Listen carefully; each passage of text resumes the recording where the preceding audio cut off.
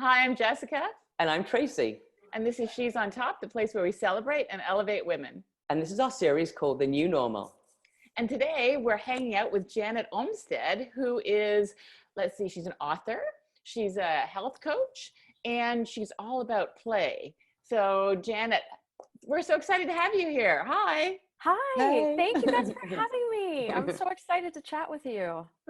So, tell us about your platform because you are a health coach, but you've got like your own twist on that, right?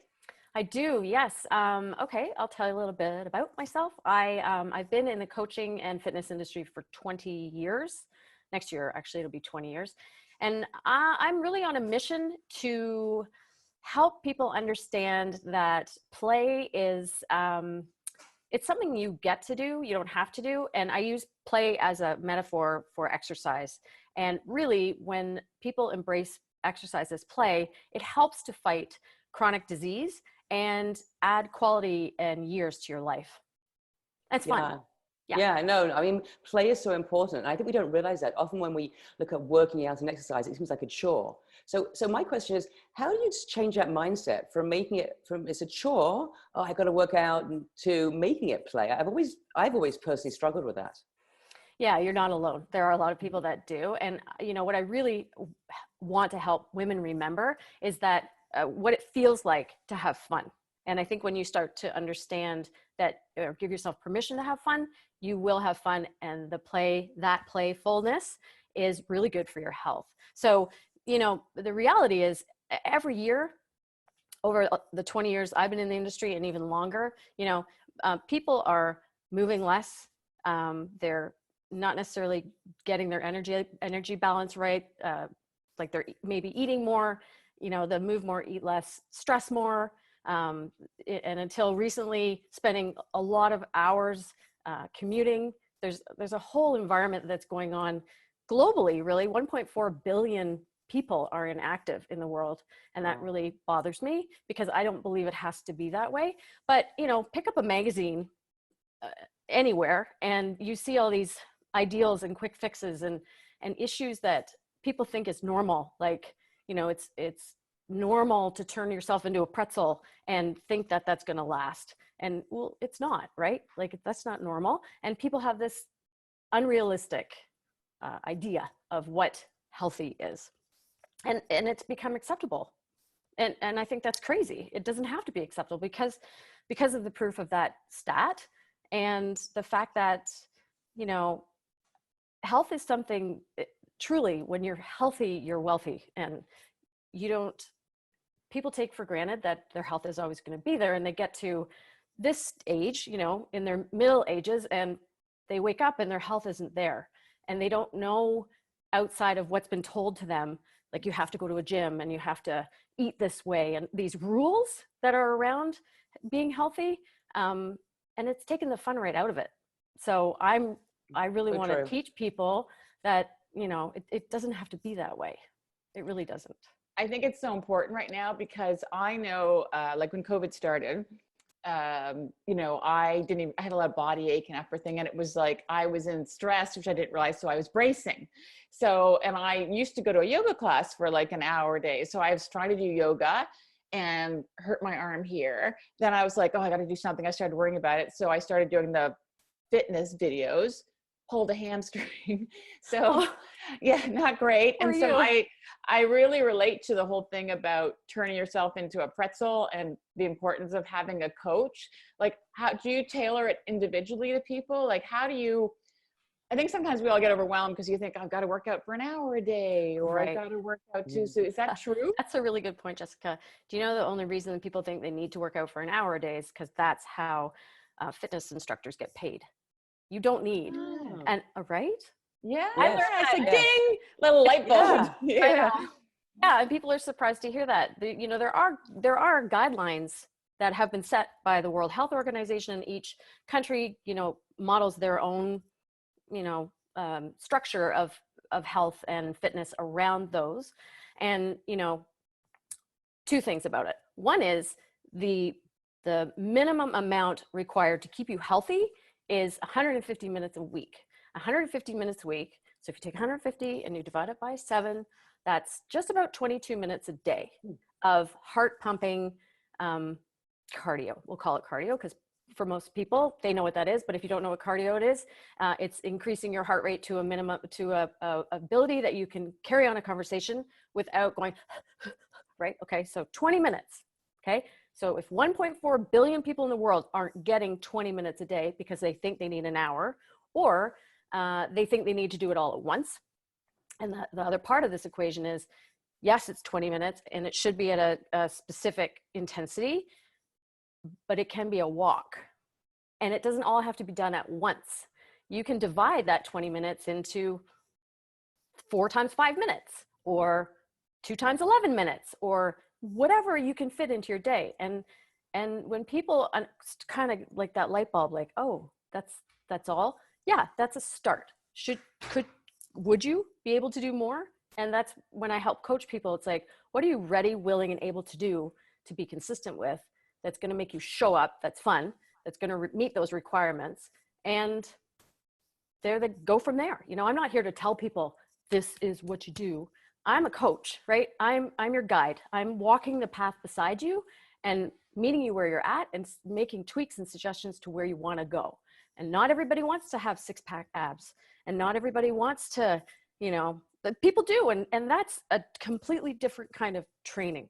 I'm talking about the ability to get up at 75 and go for a walk and feel great, like feel happy.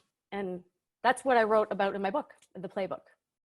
It's where I kind of put all this idea into a book, and then I wrote a coaching program to go with it. So.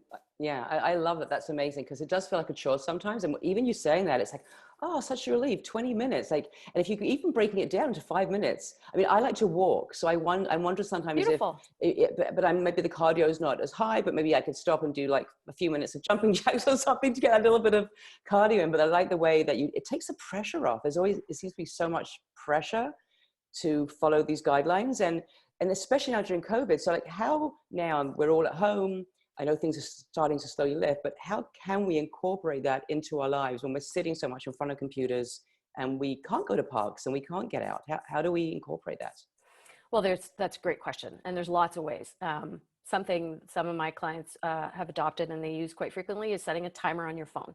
You know, a lot of people sit a lot and you, because of work, I mean, or because you're helping your kids with schoolwork or your grandchildren or whatever you're doing, right? But taking a 5-minute break, like set a timer for 50 minutes, and then take 5 minutes and go do something. Go up and down your stairs, do some push-ups on your counter, go outside and hop your steps, do jumping jacks, breathe, just breathe. Like, I love that. Yoga moves. You know, it doesn't have to be all like, whoa, high intensity. It needs to be a combination of some functional movement, strength, basic strength, push, pull, squat, rotation, which is, you know, you have to get up and off of a toilet or a chair. So practicing squats is important to do, right? Yeah. Or you need to be able to push a stroller or push a wheelchair or those kind of movements. So that's what push-ups are helpful for. And you need to pull things. Say you have a garden. You want to take a 5-minute break and go into your garden and pull some weeds. Well, those pull movements are really important for functioning. And then, you know, there's the core and your rotation. You're sitting at your desk, you're rotating or you're pulling your seatbelt. Those core movements, bicycle, abs, bracing your core, like you were saying, Jessica, that kind of thing. Yeah, they all add up. And then the rest and rehabilitation, you know, people forget the most important equation is, are you sleeping enough? Because sleep and calming the central nervous system down. It's a very stressful time right now in COVID, right? There's a lot of people wondering what's next, and you can't control that, but you can control how you're moving a little more each day, and it adds up to making you feel better. I like to actually use this analogy, like it's like investing. You're in the long game, right? You're not here, hopefully we're all here for the long game, and you really want to make sure that, like putting $1 a day away, you know, after a year that doesn't add up to much, but like a $1 or 1% improvement a day over the long haul adds up to a huge improvement in your life. And that's when you need it most. I love it because, you know, it's funny. I do a lot of Chinese medicine, and I went on a sort of yoga retreat recently. And the thing that he said, I love what you said about breath, because the thing that got to me is he said, breath is the number one booster of the immune system, which I didn't know, because people are always like, oh, I've got to do vitamins and I've got to do this. And it's like, those things are good, but it's like, breath is the number one. So that stuck with me. And nobody knows more about stress than you, because, you know, we met recently in the collective, which was a women's entrepreneur group. And the thing that grabbed me is your backstory, which is you've had 3 near-death experiences. So I imagine that's a tad stressful. Could you tell us about that? I'm like, oh my God, can you give us like the Cole's notes of what happened? And I'm curious how it affected your life coaching and practice and philosophy. Yeah. Yeah. So in a number of times in my life, I've had near-death experiences. One happened right before I got married at 24. I had a what they call a ovarian torsion. And so I was actually, some people have cysts. I had lived with cysts my whole life. I knew when they were coming and going. It was something that I was able to manage until I couldn't. And when I couldn't, it almost killed me because I was bleeding internally. So 6 weeks before I got married, that was it. And so that was the point in my life that I said, I will never take my health for granted, ever. You know, you got to listen to your body. It talks to you. And a lot of people have lost touch with that. And maybe a lot of people are getting more in touch with it because they have hit the pause button globally to kind of like sit with yourself and go, wow, how do I feel? How am I showing it's funny, up? not to interrupt, but I love that Brené Brown says your body keeps score and it always wins. Always. 100%. She's right. So I feel grateful that I had that lesson early. And, you know, I never took my health for granted. And then we were hit by lightning in a plane, unbeknownst to us, with my children and my husband and I on the way home from the Dominican Republic in a Hurricane Katrina year. I think it was 2006, 2005. Those kind of years blend in, because in 2007, we were in a 5-car pile up, 2 young men on October 6th. I'll never forget the day. It was much like today, bright and sunny. And we were driving up to Bolton, Ontario, which is north of Toronto. And we were involved in a 5-car chain reaction crash caused by 2 young men that decided to street race at noon on a Thanksgiving weekend. And 2 women died. We were the last car hit. We were hit head on, and we walked away. And every day, I'm just so grateful that was the moment that I thought, I'm obviously here for a reason. And there's nothing that gives me more joy than feeling playful. And that, like I said earlier, you get to play, you get to move your body. So what's going to make you want to? And find it. And there's, you know, I actually, in the book I wrote, the playbook, I actually have some assessments. And one of the assessments is to help people figure out what made them feel good long time ago. You know, some people really lose touch with what made them feel good as a young person.